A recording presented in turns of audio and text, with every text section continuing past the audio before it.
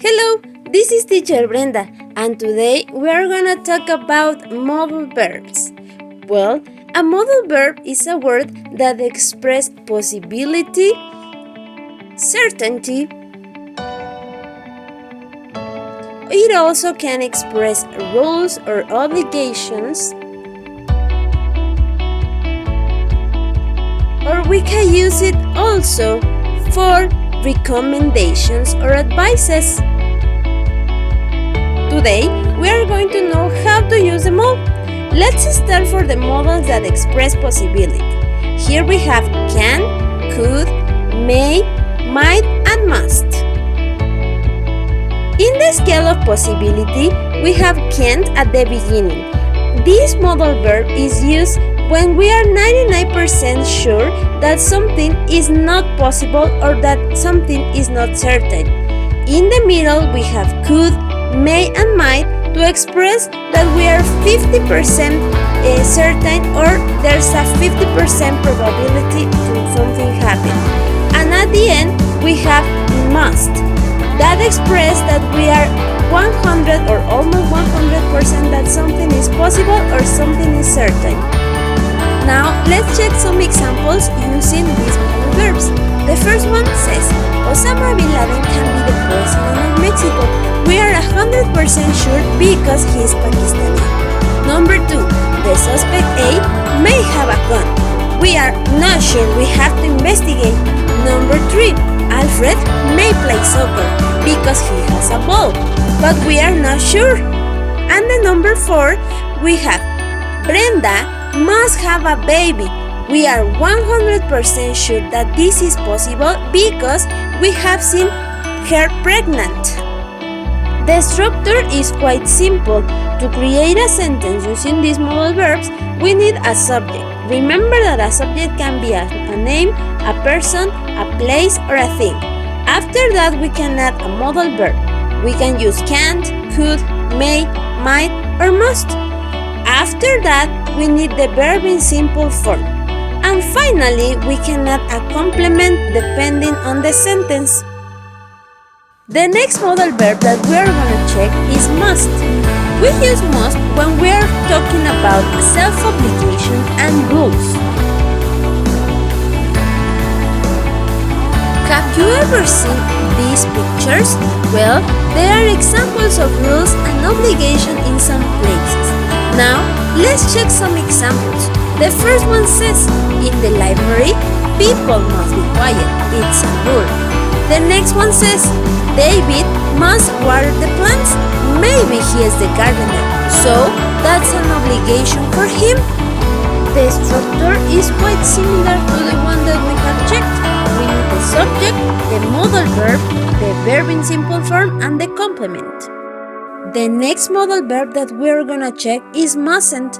We use it for prohibition.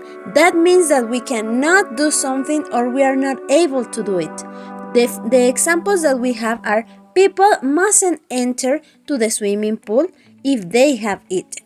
The next one says, you mustn't throw garbage in the park. You are not allowed to do so. The structure is exactly the same as with must. The next modal verb that we are gonna talk about is have to. We use it for external obligation and also rules. That means that someone tells you what to do. Let's see some examples. In the school, students have to arrive on time. It's a rule. At home, Martha has to walk the dog. And is also used in the past. In the past, people had to use mask.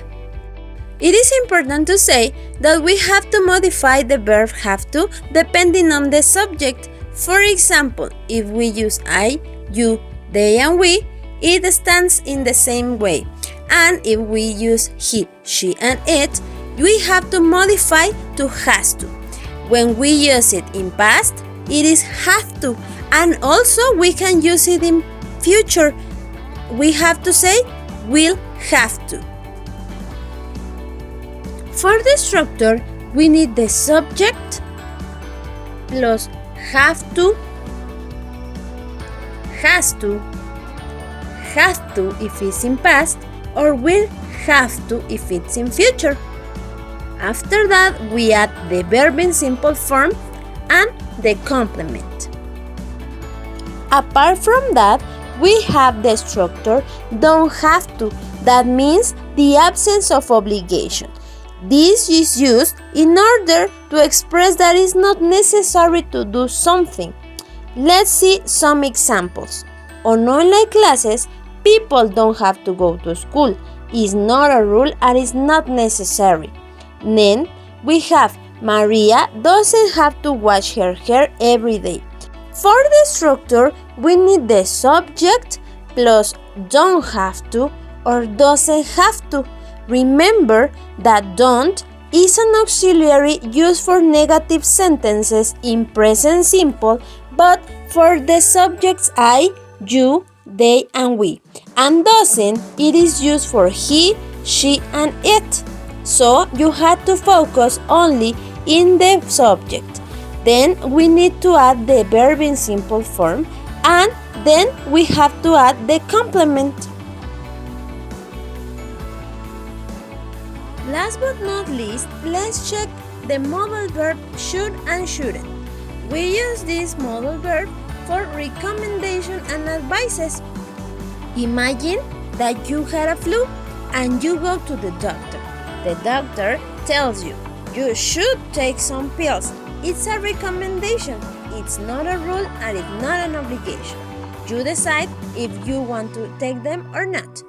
In negative, we use shouldn't. The example says, you shouldn't go out.